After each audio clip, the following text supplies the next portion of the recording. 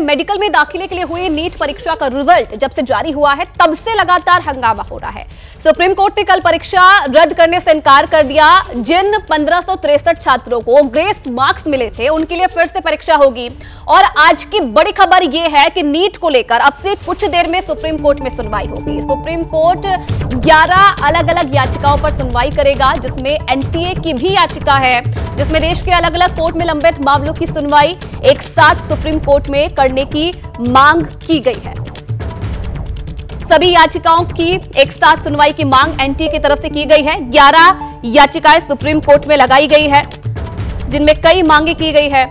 कुछ ही देर में जो सुप्रीम कोर्ट में सुनवाई है उसकी शुरुआत होगी। और इस खबर पर और ज्यादा जानकारी के लिए दिल्ली से अंकित गुप्ता इस वक्त हमारे साथ सीधा लाइव जुड़ रहे हैं।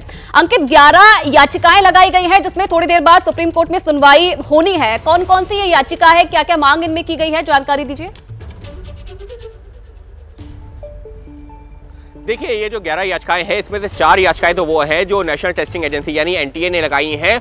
वो उसने ये कहा है कि देश की अलग अलग अदालतों में जो मुकदमे चल रहे हैं, जिसमें 4 मुकदमों का जिक्र किया गया है, उनको ट्रांसफर करके सुप्रीम कोर्ट लाया जाए, क्योंकि हर एक अदालत अपनी तरह से सुनवाई करेगी, अपनी तरह से आदेश देगी, वो सही नहीं है। जब मामला एक है तो उसकी सुनवाई एक ही जगह पर होनी चाहिए, यानी कि सुप्रीम कोर्ट में। तो 4 जो याचिकाएं हैं वो तो ट्रांसफर पिटीशन है, लेकिन बाकी की बची जो 6-7 याचिकाएं हैं उनमें अलग अलग मांग की गई है। जैसे कि उदाहरण के तौर पर एक याचिका जो इस वक्त मेरे सामने है, उसमें यह कहा गया है कि गोधरा का जिक्र किया गया है, गुजरात के गोधरा का जिक्र किया गया है कि वहां पर एक मामला दर्ज हुआ है जिसमें यह बताया गया है कि लोग जो छात्र हैं जिस एग्जामिनेशन सेंटर पर वहां पर हाजिर होने के लिए आए हैं, एग्जामिनेशन के लिए पहुंचे हैं, 1000 किलोमीटर की दूरी तय करके उस जो एक एग्जामिनेशन सेंटर पे पहुंचे हैं। और आरोप यह है कि वहां पर 10-10 लाख रुपए एग्जामिनेशन सेंटर पर पहुंचने के लिए दिए गए हैं कि आपका यही सेंटर डिसाइड किया जाए, जिससे कि वो एग्जाम आसानी से क्लियर हो सके और उन छात्रों के अच्छे नंबर आए हैं। ये बाकायदा आरोप है और पुलिस इस मामले की जांच कर रही है।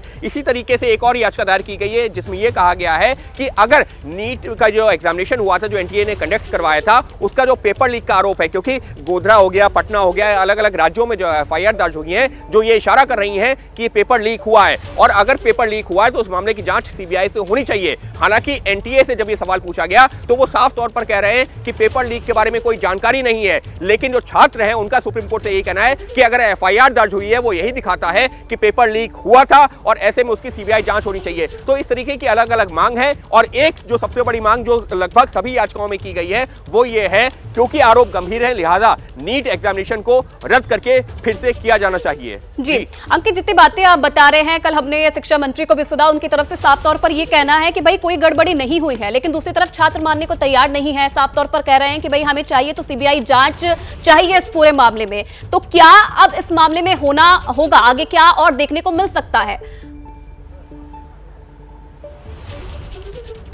देखिए, आज जब सुनवाई होगी तो मुमकिन है कि सुप्रीम कोर्ट एक बार फिर से नेशनल टेस्टिंग एजेंसी यानी कि जो एनटीए है जिसने इस पूरे एग्जाम को कंडक्ट करवाया था उससे जवाब मांगे। लेकिन इसी बीच में एक और याचिका दायर हुई है जिसमें यह भी कहा गया है कि एनटीए से अभी जवाब मांगने की जरूरत नहीं है।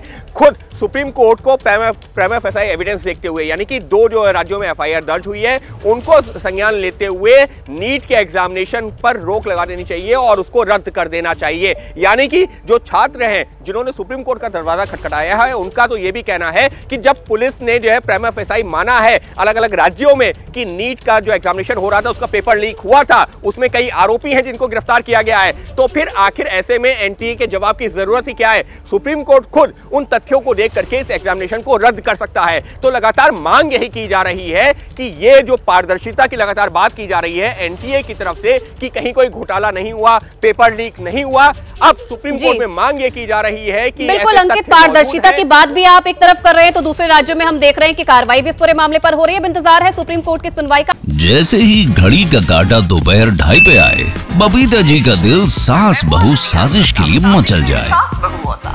और ये है इनकी बहू, पूरे दिन ऑफिस की टेंशन हो जाए गॉन जब ये करें अपना फेवरेट शो फ्री टाइम पे ऑन। इनकी तरह आप भी देखिए अपना फेवरेट शो अपने टाइम पर और डाउनलोड कीजिए एबीपी लाइव ऐप अपने स्मार्ट टीवी पर।